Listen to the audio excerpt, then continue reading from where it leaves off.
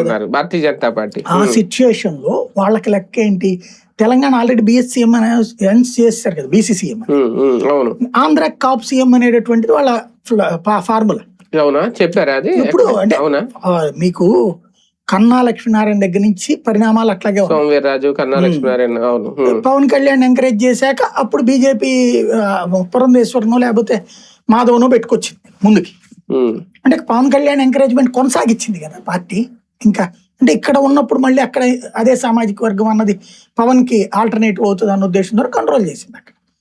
అంటే నా అంచనా, వన్ ఆఫ్ ద అంచనా మాత్రమే, పవన్ కళ్యాణ్ ని సీఎం గా బీజేపీ ముందు పెట్టడం, భారతీయ జనతా పార్టీలో జనసేనను విలీనం చేయడం కానీ, లేదా ఈ ఇద్దరు ఆత్మలాగా లైక్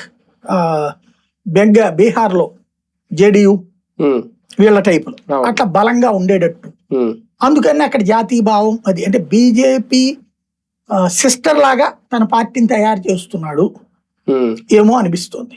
విభజన గురించి ప్రస్తావిస్తున్నారు. మొన్న కాంగ్రెస్ పార్టీకి సంబంధించి తెలంగాణలో ఈయనకి ఎదురైన అనుభవం తర్వాత ఇప్పుడు నిన్న కూడా అదే ప్రస్తావన. విభజన తీరును తప్పుపడుతున్నాను, విభజన తప్పు పట్టట్లేదు. టార్గెట్ కాంగ్రెస్ దిశగా జనసేన బలోపేతం అవ్వాలి జాతీయ స్థాయిలో, బీజేపీకి సపోర్ట్ గా, ఆ సంకేతమా? నాకు పవన్ కళ్యాణ్